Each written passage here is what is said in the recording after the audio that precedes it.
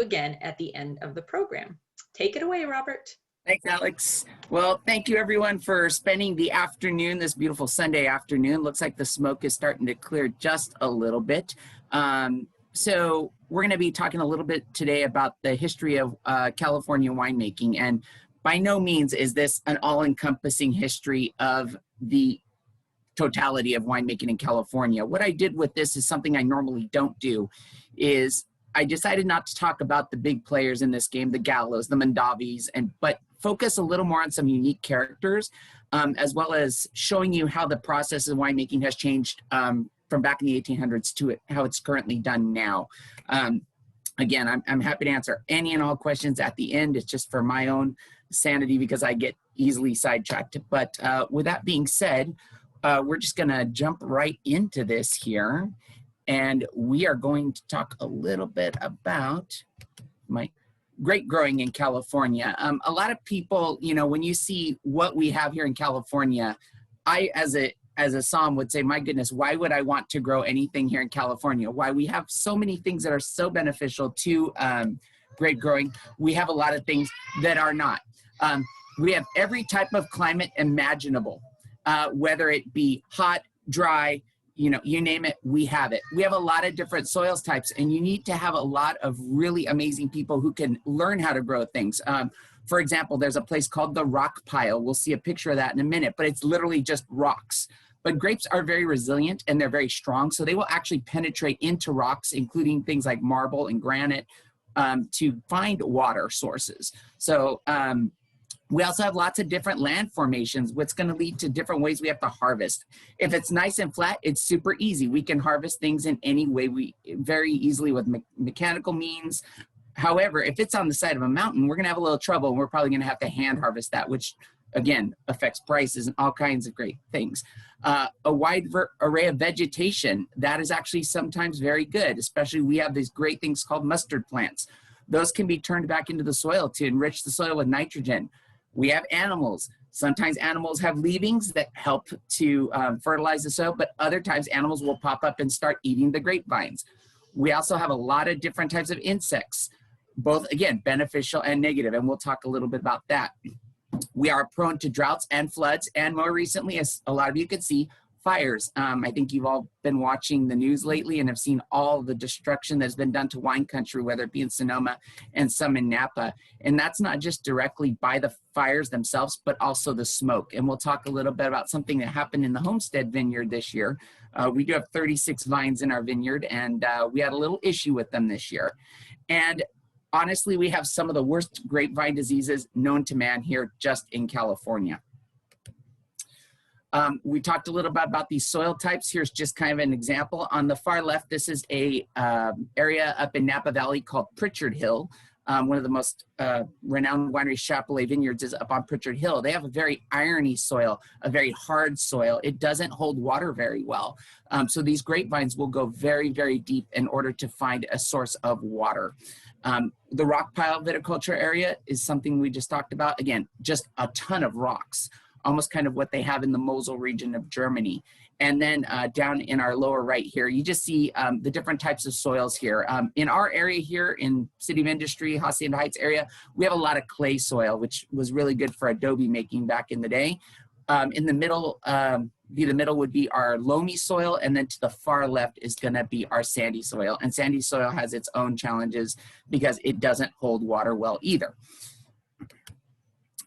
Now, we talked a little bit about all these diseases that we have here in California. And this is kind of an interesting story because one of the biggest, most destructive diseases that we dealt with very early on was PHYLLOXERA. Going back to the 1860s, PHYLLOXERA is actually an aphid, and I'll show you some photos of them, but they're extremely destructive because what the aphid does is it actually attacks the water transport mechanisms in the vines. So when the vines can't get water, they die. So if you look at the photo that's on your screen, on the left is a nice healthy vine. On the right is a row of vines that have been affected by PHYLLOXERA.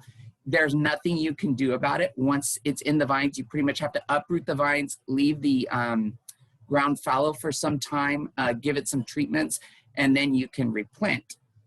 Now, the interesting thing about this is in the in the 1860s, we had just started making wines here or experimenting with viticulture in California.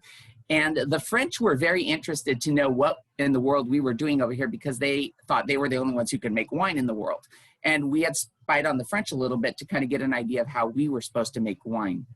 So what they did is the French came over and they heard of all these amazing things that were going on with our grapevines, and they decided to take some of these grapevines back to France. And what ended up happening is they just happened to take back some vines that had the PHYLLOXERA aphid on them. And it basically devastated, believe it or not, the French wine industry.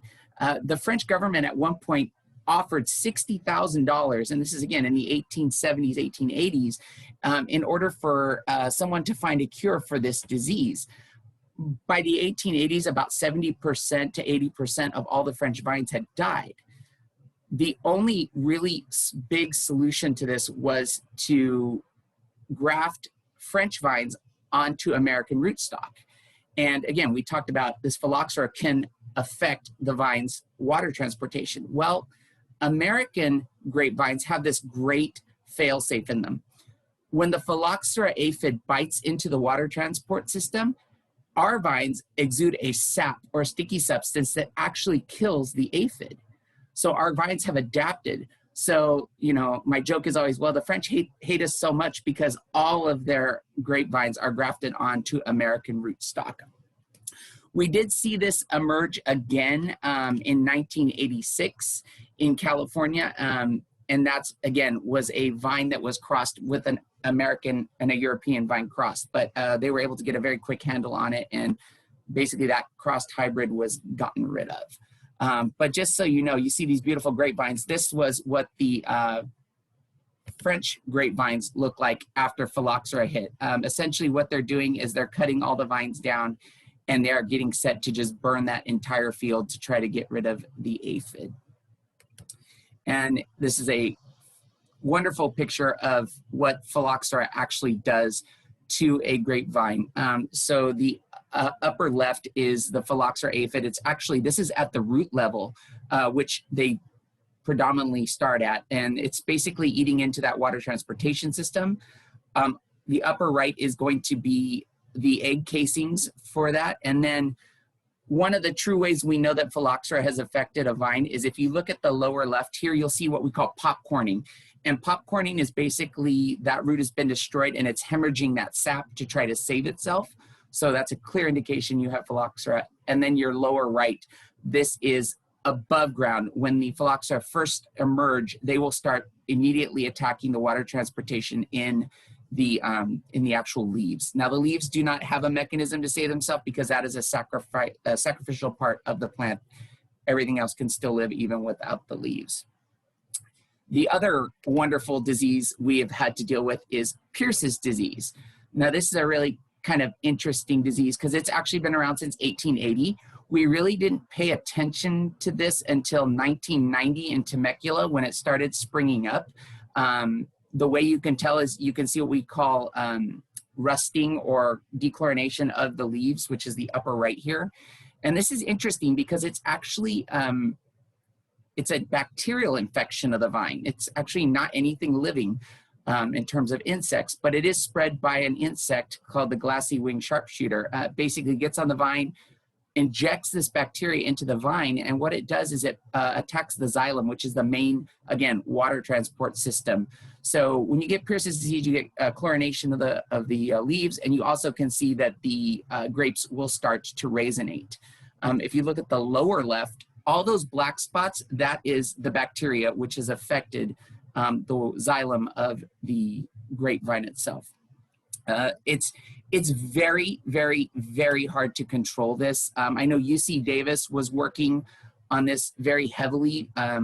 Basically, when you get Pierce's disease, you start over again because it just devastates everything. You try to get as many grapes as you can off the vine, but it's eventually fatal. There is just no cure. UC Davis had this really great idea of hybridizing a wasp that was specifically go after this particular glassy winged sharpshooter, and it would sting and kill the glassy winged sharpshooter. But I think that was a little bit far-fetched because it never quite worked. So when you see these little guys popping up in your vineyard, you want to make sure you try to control them with some sort of pesticide, which is honestly not what we always want to do when we're dealing with wine grapes. So that's all the bad stuff we have and how we try to combat it here in modern times and even back in the 1800s. What I want to talk to you about next is methodologies in harvesting of wines. So back in the early days, everything was pretty much hand harvested. We learned how to hand harvest a lot of these grapes from the French. Again, we loved watching the French to see what they did because they are just very good at winemaking. Some vineyards will still hand harvest today. It's just very labor intensive. So we've come a long way in how we do this. And now we have these very fancy mechanical harvesters. It's a very, very large investment for a winery, but it can basically harvest an entire vineyard in roughly a day. It's extremely, extremely efficient. And you will see a lot of the bigger mass producing wineries using these. This is another very labor intensive thing. And this is actually a modern photo because this is actually over in France. This is in Bordeaux. And they're actually not only have they destemmed the grapes, but they're actually sorting the grapes berry by berry. This is what makes some of the French wines some of the finest wines in the world. We really don't do this too much in the United States anymore. Again, very labor intensive, very expensive. There are a few that will hand sort with what they call the whole cluster fruit, but this is becoming more in the United States a very lost art. Instead, we choose to use what we call optical sorting. These machines are extremely expensive. They run in the millions of dollars, and they use optical sorters. And so the machine is actually in the upper left, and on the lower right, this is the computer screen. So where you see the green squares, those are the desirable grapes, meaning perfect shape, right size. The red squares are those that are going to be blown off by a puff of air to get rid of them so they don't end up in the winemaking. And they're kind of, if you look at that upper right picture, those that are blown off are kind of on the right side and they go down a little chute. The blue are things other than grapes, okay, like leaves and dirt, and those will also get pushed off. The optical sorters can do something like 1,000 grapes every 2 to 3 seconds. It's really, really efficient. But again, a very, very big investment for a winery. And it's a long way from when we were doing the hand sorting back in the day. This is everyone's favorite thing to do, is how do we get the juice out of those grapes? Back, way, way back, and we're talking going into Italy into the 1700s, and sometimes in California in the 1800s, they would do grape stomping. I think the health department would have an absolute fit if we did this today. It's very messy. It's not the cleanest thing. In Spain, they still do this with certain wines, but it's a lot of fun. If you've never put your feet in grapes before, it's a very weird feeling, but again, a lot of fun. Just don't fall down because you'll have a permanent grape stain tattoo for a while. In California, what we were actually doing in the 1800s is we were using wine presses. This is the kind of press you would probably just have in your home and you would use to make your own small little batch of wine. I have used one of these before. My colleagues at the museum and I had pressed some grapes from our vineyard. It looks really easy. It is extremely labor intensive. It takes a lot of strength to push the juice out of there. And even when you think you've gotten every bit of juice, the grapes tend to move around and it just doesn't press everything.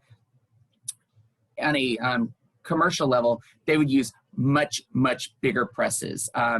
Again, we have that. This is the symbol of Napa Valley up in the upper left of a gentleman doing a wine pressing, and it looks just like that. You just pull as hard as you can and hope you get something out of it, and the yield is very small. There are bigger forms of this. This is a 2-man press, which could press just about 1,000 to 1,500 pounds of grapes at one time. They would also have even bigger ones that they would tie mule teams up to, and the mule teams would just walk in circles and it would press, you know, tons and tons of grapes at one time. Today we have the wonderful pneumatic grape press. It's very sophisticated. You can buy one of these for about $4 or $5 million if you want one in your home. They use a rubber bladder that's filled with air or water, and it gently presses all of the grape juice so you don't press the stems the seeds. You never want to press seeds unless you absolutely have to because it makes the wine extremely, extremely, extremely bitter.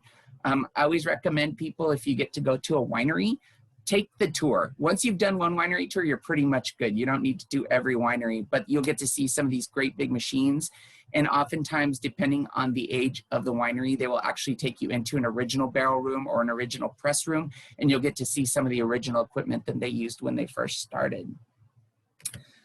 Now, one benefit that we do have here in the United States now that we didn't have back in the 1800s is we're able to get things quite easily.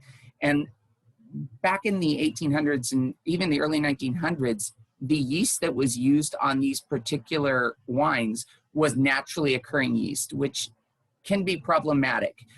They don't necessarily all behave the same way. It just depends on the strain of yeast that you would have on the grapes. You could actually, the yeast could die prematurely and you would have a very sweet wine that wasn't very high in alcohol. The yeast could just not produce at all. And guess what? You have grape juice with yeast floating in it, which you could strain out and sell as grape juice.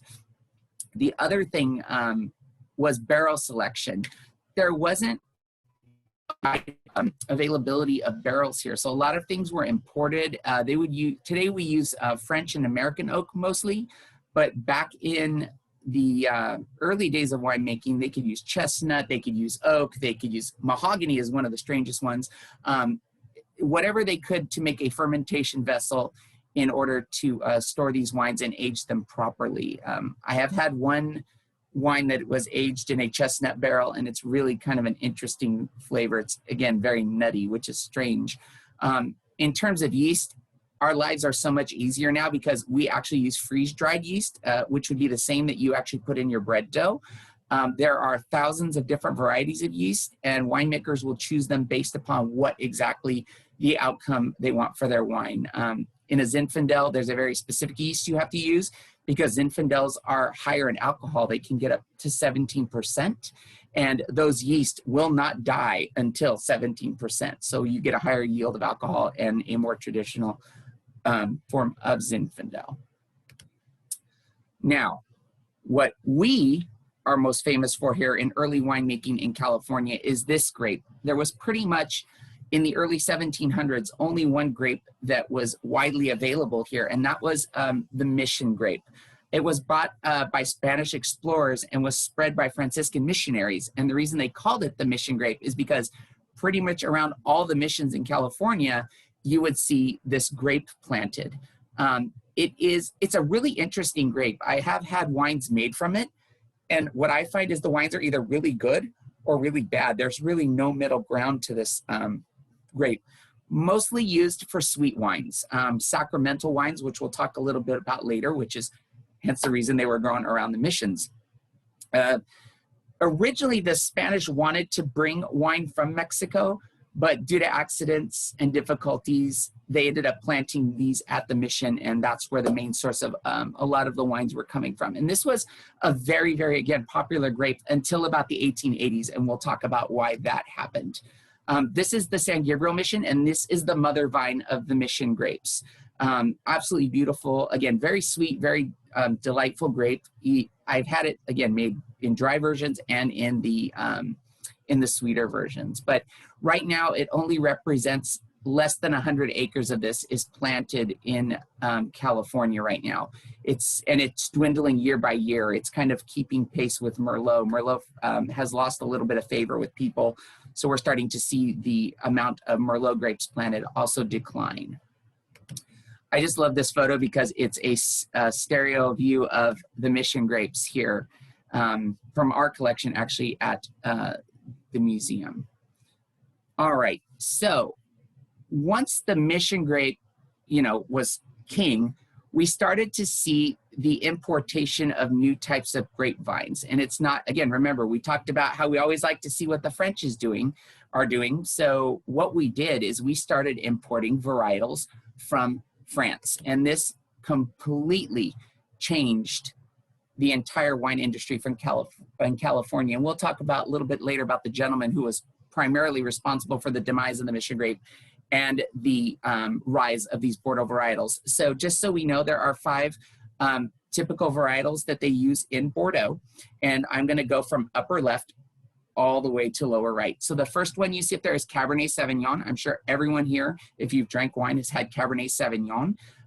Next to that is going to be Merlot. We just talked about Merlot being on the decline, but a very dark black grape. And then we have Cabernet Franc, which is going to be your upper right there. Lower left, that is Petit Verdot. And then all the way at the end, we have Malbec. So a lot of people always ask, well, why do we have these different grapes and what do they do for wine? So Cabernet Sauvignon, which is the first one, that is going to add a nice black fruit and a bit of tannic structure. Tannin is that what you feel back here. It's almost a what some people refer to as a tartness in the wine. The Merlot, that's going to add a little bit more body, a little more sweetness, a little more smoothness to wine. And then Cabernet Franc, that is a very big, bold grape. It adds austerity. It will add more tannic structure and what we call grip to a wine. And then Petit Verdot, that is going to be a very kind of peppery, green bell peppery, very strong grape. Again, adding mostly to the finish of the wine. And then we have Malbec, which is just what we call a rounding grape, and it adds a nice kind of blueberryness to a wine.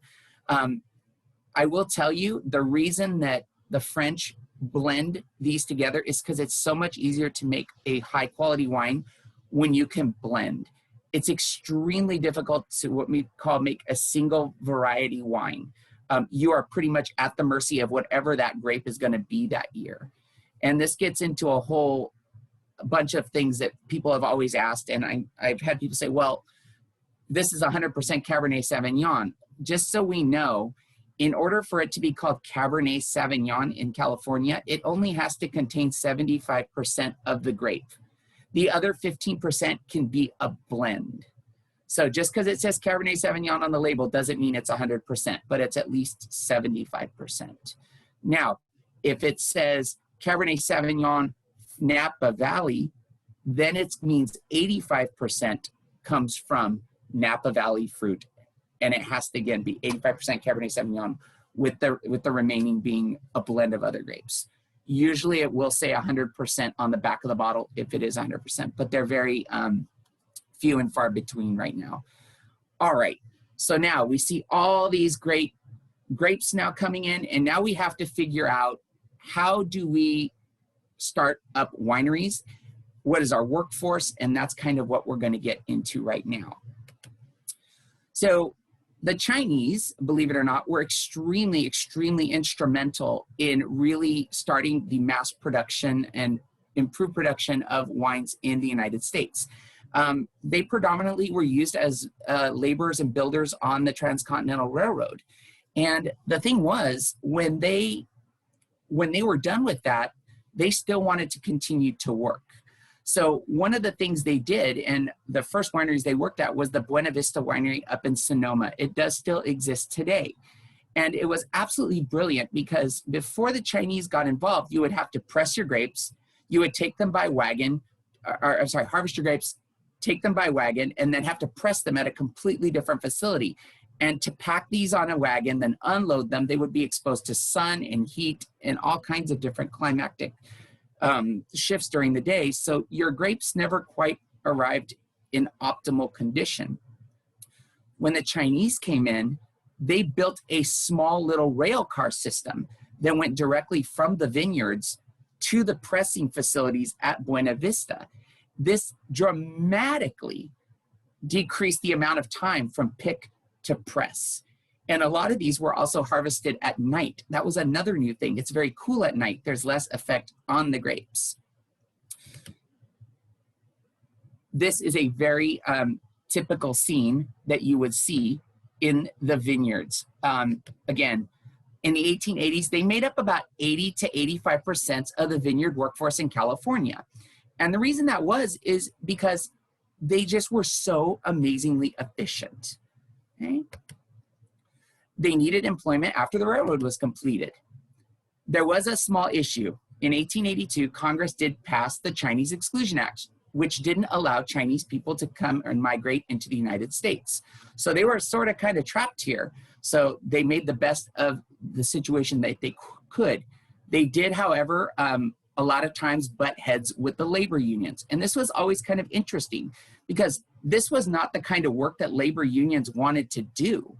And this all actually got started, this whole tangling with the labor unions back when, at the end of the 1849, 1850, when the gold rush, everybody was so concentrating on trying to find gold and all this stuff that nobody wanted to do this job. This was extremely hard work, but the labor unions got involved and it started a whole bunch of problems. And one of the most interesting things was that once that gold rush ended and people now wanted jobs, even though they didn't want this, there was a lot of unemployment. So what the government did was they said, okay, if you want to use Chinese workers in your vineyard, you will pay a premium tax of $2.50 per worker per month in order to keep them working in your vineyards. The problem was, had all these vineyard workers been dismissed, there would have been no one to do the work, because again, nobody wanted to do this job. But the wineries, especially Buena Vista, with the advent of these little rail systems, were making so much more money and were so much more efficient. The $2.50 per month penalty was nothing to them. They saw that, that's fine, we will pay this. We are making way more money than this $2.50 per person is going to hurt us. When that didn't work, the labor unions pressured the government even more, and we got into something, I've only seen one bottle of this in my lifetime.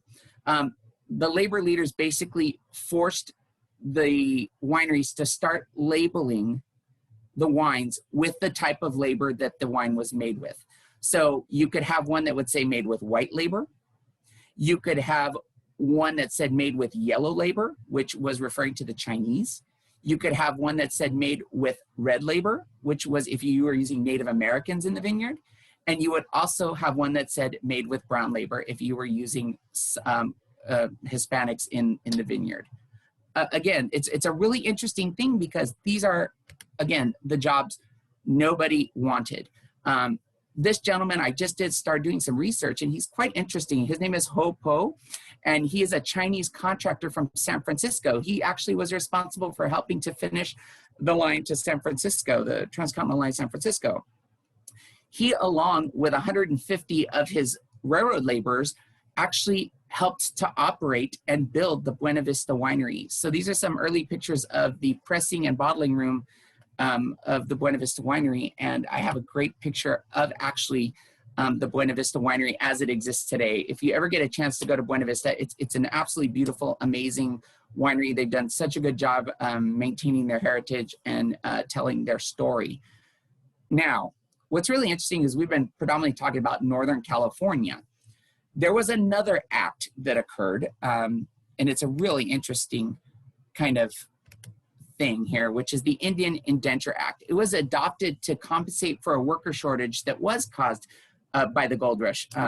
It basically allowed this is what's interesting, any white man to identify a Native American as a vagrant, lazy, or drunk. And that would permit a marshal or sheriff to arrest and fine the Native American. But because most Native Americans couldn't afford to pay the fine, they would be auctioned off into servitude in 1 week increments. So a lot of vineyard managers began to see this, and they would pay the fine, and the Native Americans would work for them for a week. And once that was done, it was just a very haphazard law, and again, very much hit the poor stereotypical ideas of what the Native Americans were at that time. What was interesting is that's how it worked in Northern California. In Southern California, especially in Los Angeles, it was taken a step further, which was a very sad thing. So a marshal would go out, and if he deemed you to be lazy, vagrant, or drunk, he would arrest you, and again, would put you to work on a public work project. If there wasn't any public benefited work project, you would then be sold off for a week's labor. However, there was a caveat to this. The marshals were given a bonus if they could round up the most amount of Native Americans. And that bonus was for every 8 that they rounded up, they would get $1 as a reward for doing their job. The other thing differently that was done in Los Angeles is you weren't just sent to work. You were actually put on a chain gang. And I'm sure everyone knows what a chain gang was. So it's just a very interesting way how, you know, in Northern California, you were just told to go work for a week, like a work program. Here, it was more of almost a slavery style thing where you would put on a chain gang and you did it. And again, very subjective, whomever the marshal could just determine. You could just be standing on a street corner, oh, you're being a vagrant, let's go and pay your, and it was basically about $2.75 was the fine. And again, about 95% of the Native Americans could not afford that. So with that being said, that's all the dark and gloomy part of the kind of what went on here in terms of labor in California. Now we're going to get to some very colorful characters. And again, not getting into the Mondavis and the Gallos and the Crudes. We're going to actually talk about some really fun people here. And this guy is by far one of my favorites. This is Count Augustin HARASZTHY. He was a Hungarian immigrant that came here. And I actually have a friend who's Hungarian, and he said, oh, we know about him. He's very flamboyant. He was full of life. And he was just really very much responsible for really getting the modern kind of California winemaking started. We talked about that mission grape. Well, it was Count HARASZTHY who actually started the demise of the mission grape. And the reason that happened was he was actually given a commission by California to go to Bordeaux and bring over the Bordeaux varietal grapes. And then we got into this whole idea of blending. And so he then also started with the Chinese workers, Buena Vista Winery. It was one of the first commercial wineries in California. He was known to throw lavish parties, just kind of be this very flamboyant, amazing person to have parties with. He also had a very good friend, and that friend was General Vallejo. They had been friends for a very long time, and they had a very nice little friendly rivalry together. One of the greatest things is that Count HARASZTHY actually married off two of his sons to two of General Vallejo's daughters. And they actually served both wines from the Vallejos and from the HARASZTHYs at the wedding. And of course, Count Augustine basically said his wine was obviously better than General Vallejo's. They are still in operation today. They have such a great sense of humor, as you can see by the slide up here. Their name is mispronounced so many times, is that they came up with this great little sign to show you exactly how to say their name. Also, because they were one of the founding California wineries, essentially, they have adopted the bear as their mascot. And each of their wines, they're calling the Baratage line now. They're on the 5th generation of the HARASZTHY family. The gentleman who is the head of the company is an absolute amazingly fun human being, but all of their labels also have the small little grape that's being held by the bear. So I highly recommend, if you ever want some really, really, really, really amazing wine, go and do it. It's very well priced, and they're just amazing, delightful people to deal with, and you can drink a little bit of California history here. Someone who never gets talked about, and this is really kind of a sad thing, because honestly, I just learned about this person about a year ago, and I have to credit my wife's family. They happen to be members of a great winery in Livermore Valley called Concannon Vineyards. And James Concannon, he was an amazing founding pioneer of wine movement here in California. He actually founded Concannon Vineyards in 1883. He was an Irish immigrant, and they make a great wine called Crimson and Clover. Clover because the family is from Ireland, and crimson because of the color of the wine. He actually was educated in Bordeaux. Again, here we go. We're all looking after the French because they know what they're doing. How do we do this in California? But in 1883, he actually was educated at UC Berkeley, and he was credited with the first successful immigrant winery in California, whereas HARASZTHY was the first commercial immigrant winery in California. Amazing. He planted these Bordeaux varietals. Here is a picture of the 1890 harvest at Concannon Vineyards. Livermore is an interesting place. It gets really hot, well over 110 sometimes. But he was able to tame and bring all these amazing Bordeaux varietal grapes in. And again, this is all being hand harvested. So you can see kind of the overwhelmingness of a hand harvest. And again, not a lot of laborers, as you can see out there, and they still have a long way to go because his vineyards went all the way up to those mountains that you see there. He continued on with this winery until he got a little too old to do this, and he turned it over to his son in 1925. And this is a great picture because this is Joe Concannon. He's affectionately known as Captain Joe. He took over the winery after serving in the U.S. Cavalry under General John Pershing and George Patton. He returned home in 1925, and he is such an amazing figure because I had no idea all the things and firsts that this man did. He basically created the first single varietal American label, and it was Riesling. So what do I mean about that? Basically, it was a wine that was just made out of Riesling. There was no other Chardonnays, nothing else in it. He was also the first to bottle both Zinfandel and Cabernet as a single varietal. That was a little bit later. He also had the foresight to get involved with the Archdiocese of San Francisco, which was it's going to come to pay off very well for him in the future. He actually was making almost all the Sacramento wines for Northern California, going all the way up to Seattle for the different archdioceses. But we also have a local hero. If you're from Southern California, we have this gentleman who is amazing.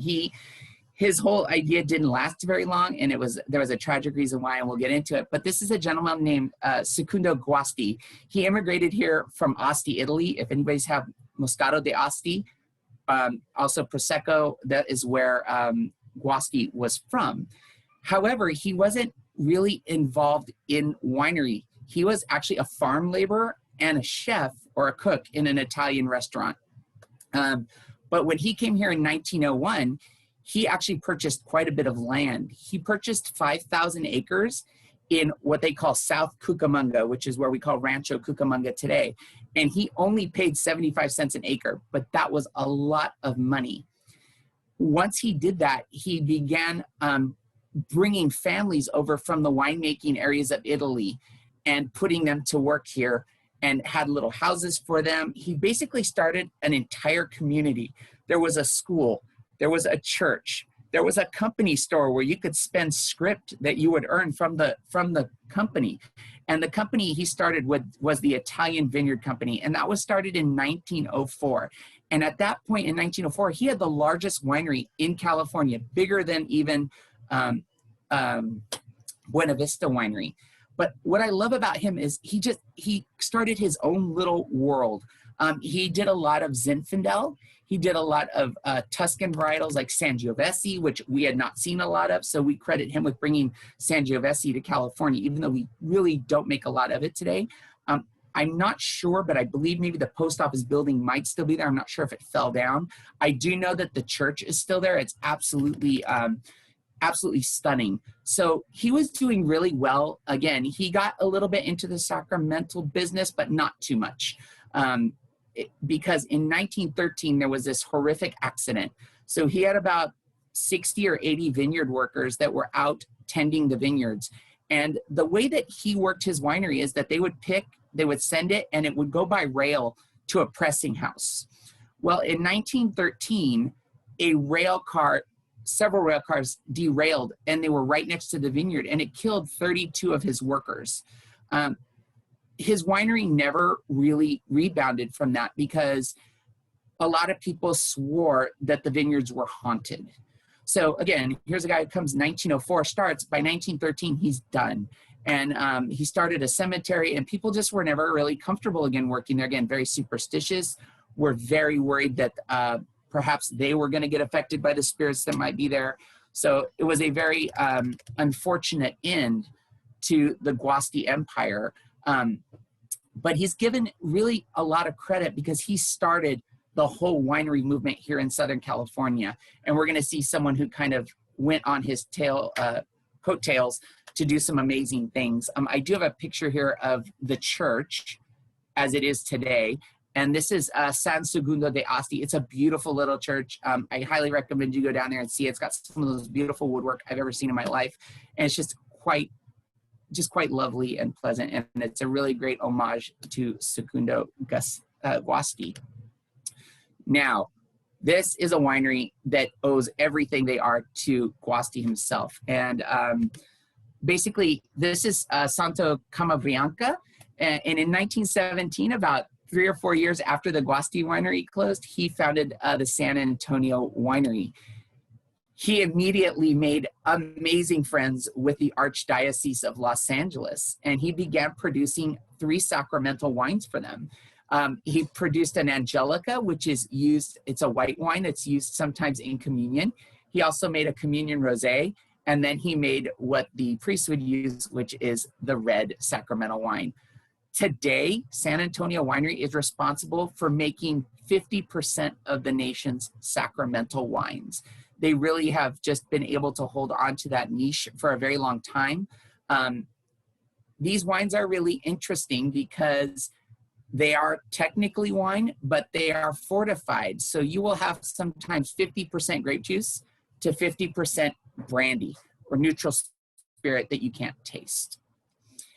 The one thing is, it was a very good thing that San Antonio Winery was such good friends with the Archdiocese, because in 1919, something very bad happened to the wine industry, and it basically led to the destruction of the entire wine industry, with the exception of a few notable vineyards that were able to stick around. And in 1919, Prohibition began, which basically made it illegal to produce or consume or sell alcohol.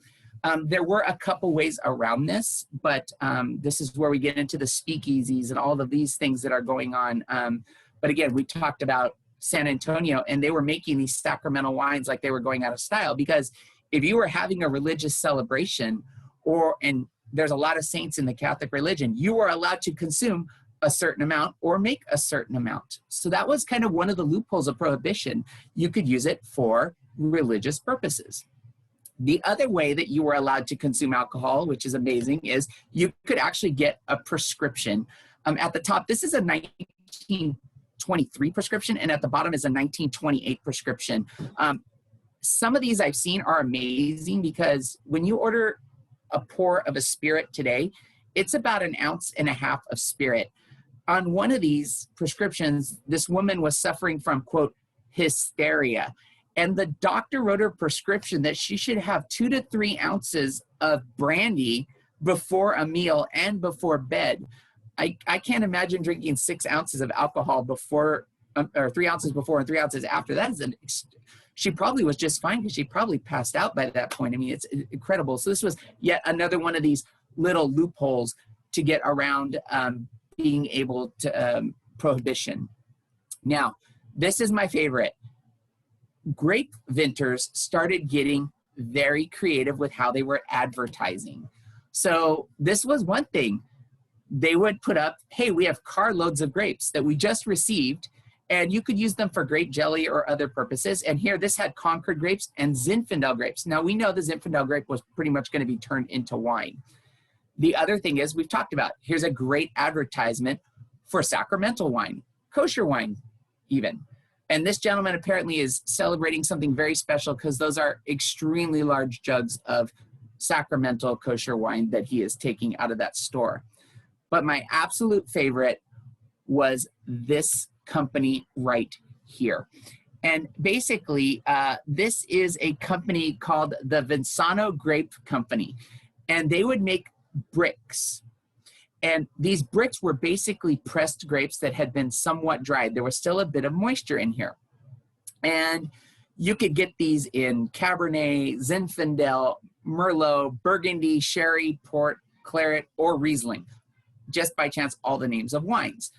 But very specifically, when you open this box, on the inside of the box cover, it would say, do not ferment this product by putting it in a barrel and adding water and putting it at this temperature. It literally gave you instructions on how not to make wine to make sure you would never use it for that. They actually got sued by the federal government and lost, and that was pretty much the end of the Vinsano Grape Brick Company.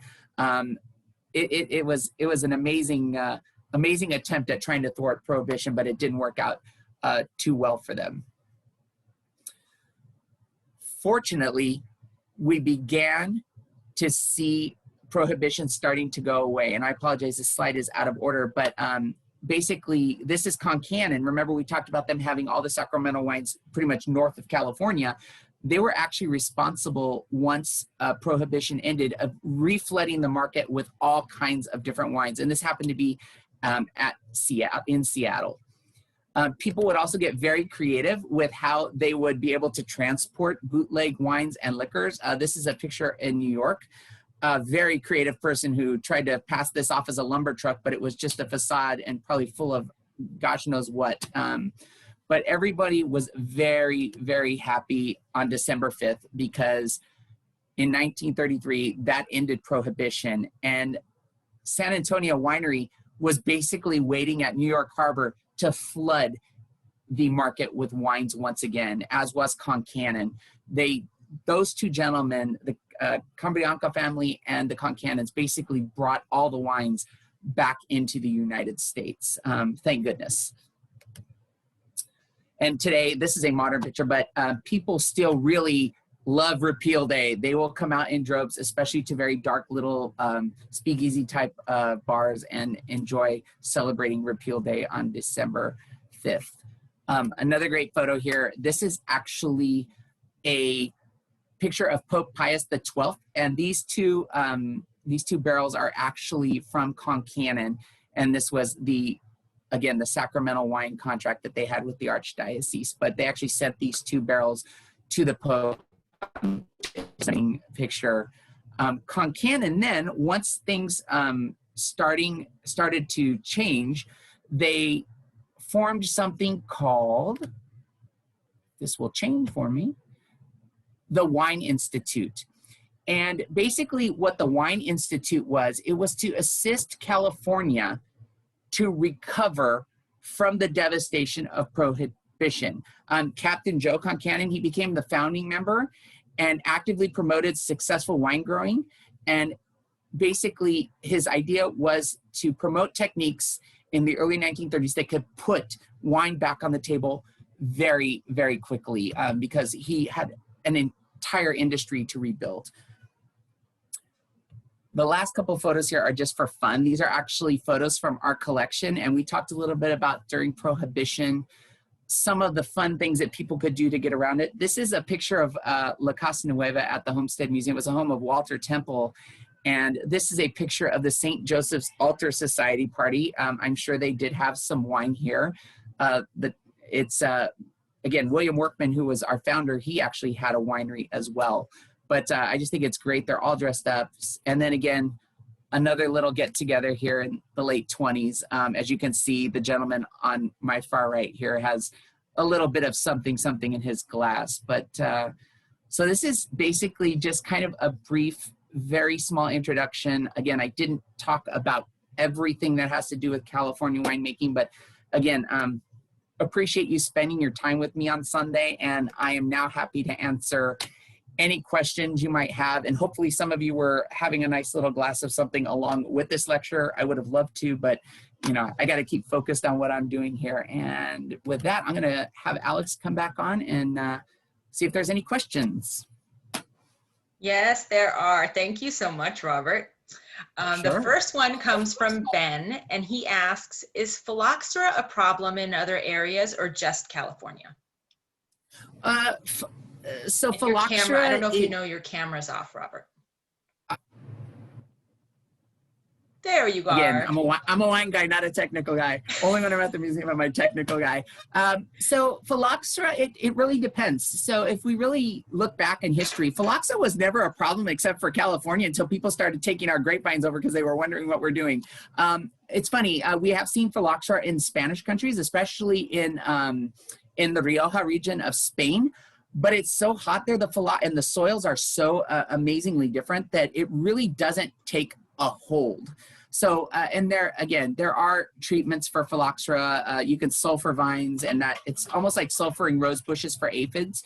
It's not ideal, but predominantly it's a California thing, and that's why our grape stock has really evolved to fight those little aphids off. But no, that's a really great question. So yes, but it normally has to be imported. Got it. Okay, we've got a couple of great questions that came in from Jane. The first one she asks is, would love to know more about the diversity of soil types and topography that you mentioned in the introduction. How are those issues related to our winemaking? Wow, Jane, that is what we call the Pandora's box of wine questions. Basically, every single soil type will affect the overall flavor of the grapes. I can just give you some examples, especially here in California. So over in a beautiful place in Napa Valley called Rutherford, let me explain one little thing. It's kind of complicated, but it's just, if you bear with me for a minute, I'll try to explain it. So in the United States, we have set up these wonderful things called American viticultural areas. Basically, and they are designated as such. If you ever go through Napa Valley, you'll see something that says Oakville, Rutherford, St. Helena, places like that. The Rock Pile, you saw that little sign I put up. So those are actually designated by the American Viticultural Association. And what these do is they delineate different areas that have either different microclimates or different soil types. So for example, some of the very high-end sommeliers will refer to a wine that comes from Rutherford, Napa Valley. They say, oh, it has the Rutherford dust. What that basically means is they're referring to the soil. The soil in Rutherford, if you actually grab it in your hands and you feel it, it's very dry, it's very dusty, but it's very red. And the reason it is red is it is very high in iron. It is very minerally. So when you consume these wines that are done in Rutherford, you get this beautiful mineraliness to it, almost like a metallic. One of my really good friends who's an amazing sommelier, he said, oh, have you ever put pennies in your mouth? It literally, that copperiness of the soil comes out. Grapes will absorb every single thing they possibly can in the soil. Another really good example of how soil influences, if we look over in Germany at the Mosel region of Germany, all of those grapevines are grown in shale, pure shale soil. They also grow next to the river. So what ends up happening is the grapevines grow into the shale and penetrate into some granite that's very deep below. That soil, or I'm sorry, the shale is actually heated by the reflection of sun on the river, and the grapes actually can taste like wet stone, but in a very pleasant way. So basically, all of these different soil types really do influence the overall product of the fully ripened grape. The other thing I will tell you is there are challenges in terms of how much water these soils hold. For example, we talked about sandy soil. It just filters right through. So those grapevines are going to go down, down, down, down, down, sometimes 25, 30, 40 feet. The other side of the coin is you have something like adobe or clay soil, very shallow roots, because those soils hold a lot of water. They don't let them go. That's one thing we run into problems with at the museum. We have very heavy clay soil. So the 36 vines, we have to do by drip irrigation, little bits at a time, or we will actually rot the grape roots. So I hope that's a little more helpful on that question. You were right. That is Pandora's box, right? And that's just the beginning. And Jane's second question, equally interesting, non-irrigated wines. I have read that in the early days of agriculture in the LA basin, wines were made from grapes grown without additional irrigation than rain. Such wines were apparently strong in taste. Yeah, so yeah, so very, very big word, dry crop farming. You know, if there is such a thing as reincarnation, I never want to come back as a grape, because grapes are really, really heavily abused. We do that on purpose.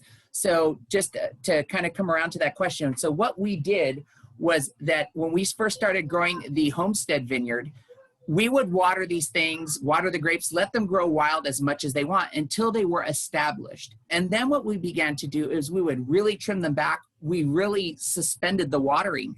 And what that does is it forces the grapes to go very, very deep into the soil. And they then acquire all kinds of amazing nutrients, all kinds of new flavors. So basically, we really beat these grapes up. So what you're referring to is when they refer to a strong wine, it is not necessarily in alcohol form, but it is in flavor. When you starve a vine, we call it starving the vine, or use dry crop farming, basically that grape is going to absorb every single flavor in the soil because it doesn't have a lot of water. if there's too much water, the grapes are going to swell and you're going to get very watery juice, which would produce what we call a weak wine. So yeah, that dry crop farming actually comes from Bordeaux. Some of the wineries in the areas, it's actually illegal to use any other water than what nature provides. So we steal from the French on that one. Right. Nicole says, this was fascinating. Thank you. Kristen says, thanks for the great presentation. We've got a few more questions here coming in. One from Sunny is Concord good for wine? I like this grape. You know, so it's interesting. I have only had Concord grape wine once in my life, and I was actually in Illinois when I had it. There was this winery, and I had seen some. I know, who knows, there were wineries in Illinois, but there is. I actually went to the winery, and they were using grapes I had never heard of before. And one of them, I had heard of Concord. It is actually quite good. You definitely are not going to make it into a dry wine. It's going to be a sweet wine. Again, Welch's grape juice is kind of Concord grape juice, but it's a really, really lovely wine. I think if you pushed it too hard to make it into a dry wine, the alcohol content would be very high and the yeast probably wouldn't handle it. But if you ever get the chance to taste something called Niagara, it's the Niagara grape. It's actually a Thompson seedless grape. And I've actually tried that wine. Very, very good. But again, all along the sweet lines. Manischewitz, which you can find on the shelf of your local grocery store sometimes during Passover, is actually made with Concord grapes. Quite delicious. I use it to cook with, actually, when I make like stewed pears and things like that. It's actually quite nice. Yum. Alan asks, is there anything special about bottling done in California? Oh boy, this could, in terms of, can you elaborate, like just in terms of how we bottle? Are we referring to like screw top versus corks, all the above? Anything you would say stands out about California bottling? So, you know, there's been a much bigger movement now to use recycled glass. I think about 10 years ago, most Rieslings following the Blue Nun label would be in a blue glass bottle. Blue glass has gotten very expensive. But in terms of bottling in California, you definitely will be able to tell a wine by the bottle mostly. Your red varietals like your Zinfandels and your Cabs are going to be in a standard wine bottle. Pinot Noirs are always put into these very bulbous, kind of big on the bottom bottles. And then your Rieslings are always your really high, or your sweet wines are your really tall bottles or half bottles.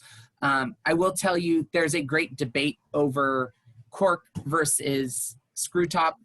There are two types of screw top. We have the regular one that you just has the grooves in it. Then there's this very fancy one that a gentleman named Stelvin invented. It's called the Stelvin enclosure. It actually has a gasket on it. It's very fancy. It literally allows zero oxygen into the bottle. So your winemakers will do that. Or Oregon Pinots, they love using Stelvins because they believe their wine is perfect when it is bottled and they don't want any age on it. And so you will get some very expensive Pinot Noirs that have the Stelvin enclosure. Now, cork is very expensive. It's also fallible. It can get cork taint in it, bacteria that affects the wine. And then there was this big rumor that there was a cork shortage. The cork forests were being overharvested. It was totally not even true. But no, we don't do too much special with bottling, especially because glass is for some reason getting very expensive right now. So a lot of standardization of bottling is starting to happen. Got it. Jeannie asks, what is a dry wine? It's one when you turn the bottle over, nothing comes out. No, it's so yeah, it's always funny. I have the good fortune of working part-time as a somm in a restaurant, and that is like the most common question I get because people will describe levels of sweetness in a wine. It's either sweet, tart, or sour. So when we say a dry wine, basically in some wines, there's something we call residual sugar. It doesn't have to be a lot to be really sweet. I know Alex here is not a huge fan of sweet wines, so sometimes I'll bring in a sweet wine and she's like, no, I'm good, that's enough. But basically a dry wine, there's a whole scale. So we have off dry and dry. Dry will turn your face inside out like a Torrontés or an Albarino, very little residual sugar left. Basically what that means is that wine the yeast were allowed to consume every granule morsel of sugar and turn it into alcohol. So sometimes you will find that these very dry wines are heavy in tannins, which is going to touch you back here and kind of make you shake a little bit. And then we have an off-dry wine, which you're like, well, it's dry, but I can get some hints of sweetness in there. And then we go to sweet. And then we go to luscious. Luscious is like syrupy. Again, Alex and I have had one of those, and we're like, they're very intensely flavored wines. But so that's what they mean by a dry wine, just something that's not sweet. Thank you for that. More good questions coming, Robert. There was a hint about what fires do to grapes and wine. Oh. Ben says, what are we to expect from these fires on the 2020 vintage? Wow, yeah, it's and it's really interesting. I want to talk about the 2017 vintage first. Significant fires in Napa Valley and Sonoma. So it's really funny. A lot of people think that red grapes are a lot stronger than white grapes. That couldn't be quite the opposite. White grapes are so much more protected than red grapes. So two things can happen to grapes in fires. So in the 2017 vintage, harvest was already underway when this fire started. So about 60 to 70% of the crop was already being pressed. The 30% that was remaining received what we call smoke taint. Grapes absorb. So at night, when we get these beautiful kind of cool, wet nights, the grapes will rehydrate. The bad part about this is when smoke comes in, and this is what happened this year to our vineyard at the museum, is they will absorb the smoke and the ash. Literally, when you taste these grapes, they taste like they've been put all day in a smoker. We call it barbecue wine. The 2011 vintage of Napa wines are what we call barbecue wine. They're very smoky. So in terms of the 2017 vintage, about 30 to 40% of that was lost. So it was a very small vintage, which means wine prices go up. 2018, oh my gosh, we had more grapes than we knew what to do with. People were selling them all over the place. It was such a great vintage, but it was a really good thing that it was such a huge vintage, because with the 2020 vintage, much like everything else in 2020, we don't even want to think about it. These particular fires hit right before harvesting of the red grapes. So we are looking right now at probably, I know my friends have a winery, they lost every single bit of their grapes, except some of the white. The Gewürztraminers, the Rieslings, the Chardonnays all survived because although they got ash, they're less permeable. So they actually had to go through a very low air pressure or air and blow off all the ash, a quick dunk in water, and then straight to pressing. But I think we're going to see an extremely, if at all, tiny vintage. Paso Robles might get away with it, but I definitely think it's not going to be it's probably the worst vintage we've seen in a very, very long time. Yeah. Craig and Ellen ask, explain the toasting of oak barrels, please.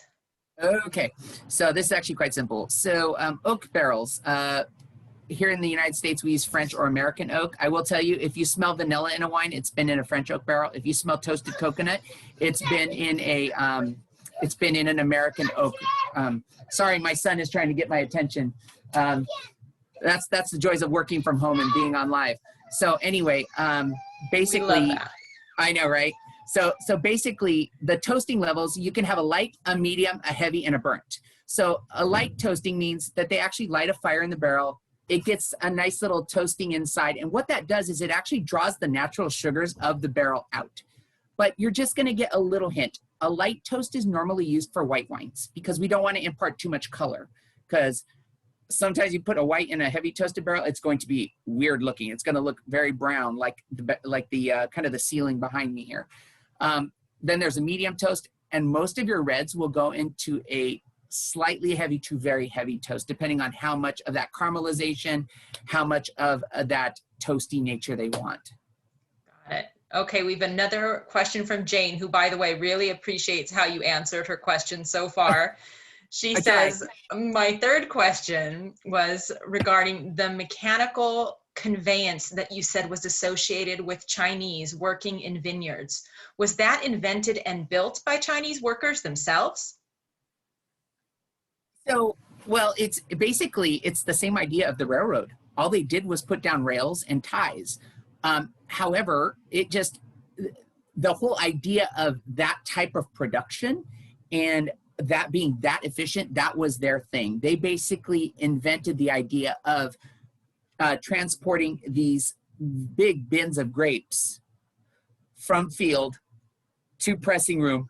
And they were not like steam powered or anything like that. They would use mules to pull those carts, but it was so much more efficient. So yes, the idea of using that particular technology in the vineyard was their complete idea. If you go to France, go to Germany, Italy, any other place, they do not use that rail car system. It's pretty much was exclusive here to California. I probably have the most challenging question for you right now. And it comes from someone named Paul Spitzeri. Do you know him? Oh, wait. Can I say something before you ask his question? It's our director. This is the guy that always steals my best Somm joke. So my joke is, how do you make $2 million in a winery? You put in, I'm sorry, how do you make $1 million in a winery? You put in 2 and you're always left with 1. So I got before he steals that from me. All right. Well, here's his question for you. He says, how do you feel about this being your 20th anniversary at the Homestead? Will you be drinking some wine today to celebrate? Oh, dear. Is it really today? My goodness. That's maybe he's sending something special over. You'll have to let us know. I don't know. Whatever the boss is buying. I'll tell you, it does not seem like 20 years when you're very fortunate to work where I work and Alex works. I almost say, although we work, I don't feel like we work a day in our life because it's just such a beautiful place. We get to hang out with great people, see the public when we can see you. This is kind of a weird thing. I usually do these in front of a bunch of people, but no, it's a privilege to get to do what you love to do every day. And yeah, like I said, it's not like a job. It's actually fun. Well, you've got quite a community here who's very interested in what you're talking about. Jane just says, this is so interesting and informative. Thank you so much.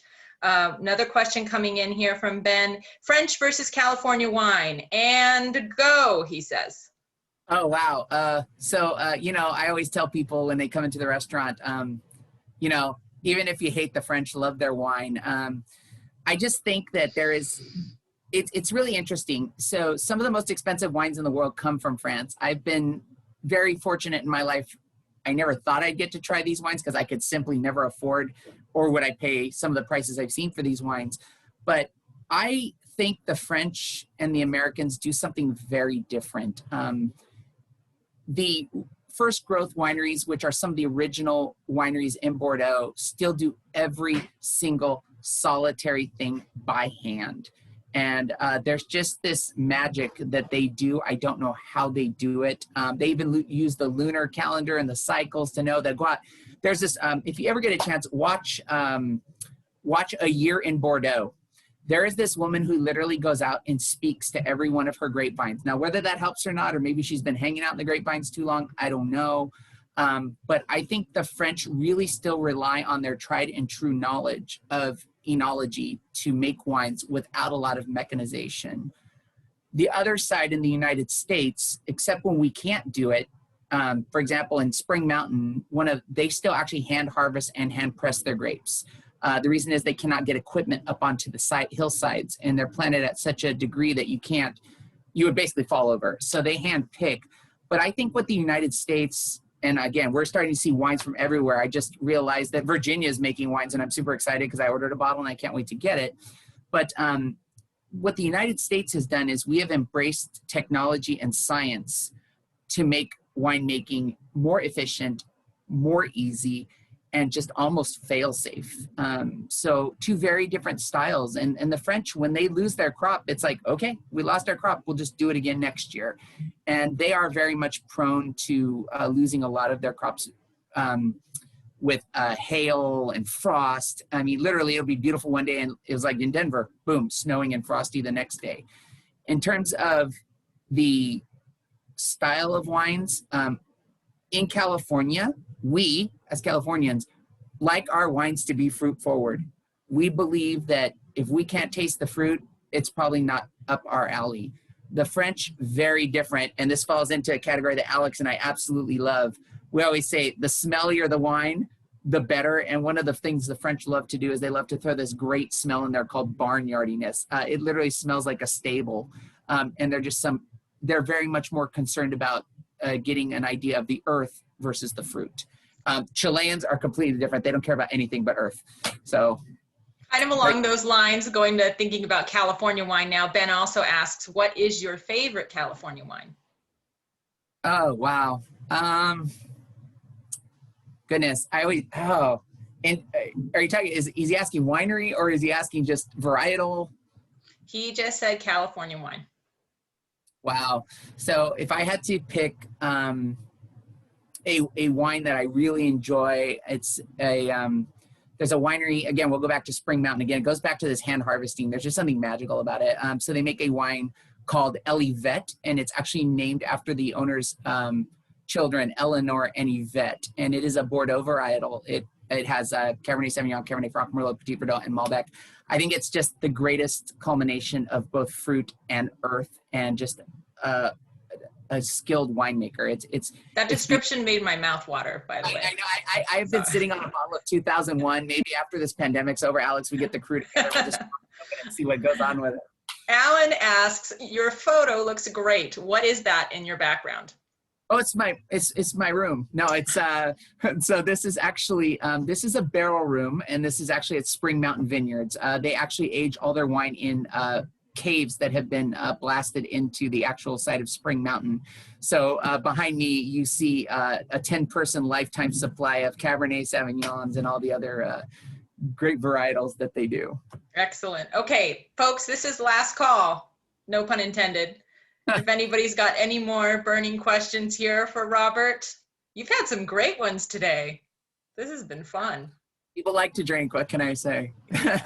Well, and the history behind it. I think you've shared some really wonderful stories that we've not heard before. Okay. Well, Ben just wanted to know what you were drinking right now. It's H2O, but I want to put a shameless plug out there right now. There's actually a really great book out there that I really enjoy reading, and it's Tangled Vines by Frances Drinkerspell. If you ever pick that up, my God, it's like the Dynasty or Dallas of the wine world. There's so much corruption in wine and all these great stories. She wrote a really great book. I'm fortunate to have a copy that she made out to me, but definitely pick it up. It's a great book. And if you want to learn more just in general about wine itself, Karen McNeil, who's a master somm, she has the Wine Bible. It's about 800 pages, but it's such a great read. She's such a phenomenal personality.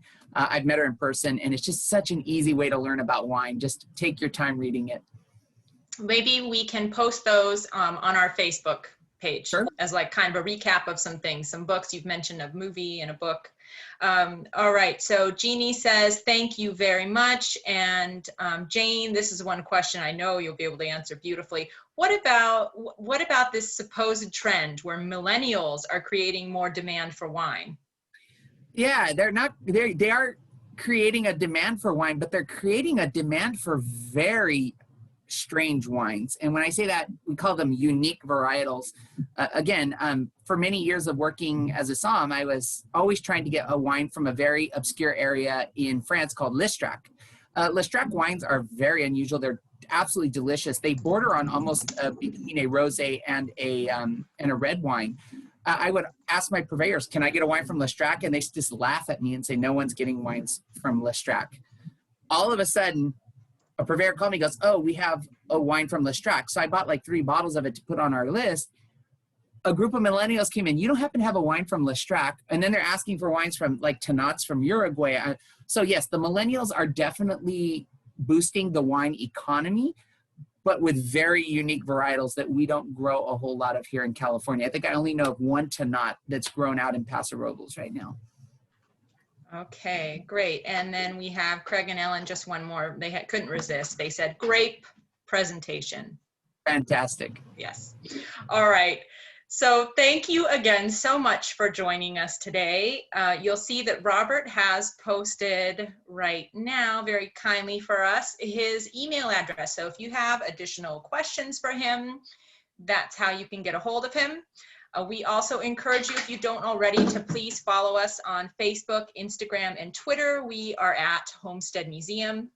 We have an upcoming program taking place at the end of the month, September 27th. It's Life During Wartime, the Workman and Temple Families in 1840s Los Angeles. That's being given by our director, Paul Spitzeri. As always, you can find information on our website about upcoming events. Folks are already asking when this recording is going to be available, and we are shooting for tomorrow afternoon. So if YouTube and internet bandwidth cooperate, you will find it then, and we'll be sure to let you know. So on that note, thank you so much for joining us. Thank you, Robert, so much. I'll think of you tonight when I open something really fruit forward and tasty. Yes. All right. Thanks so much, everybody.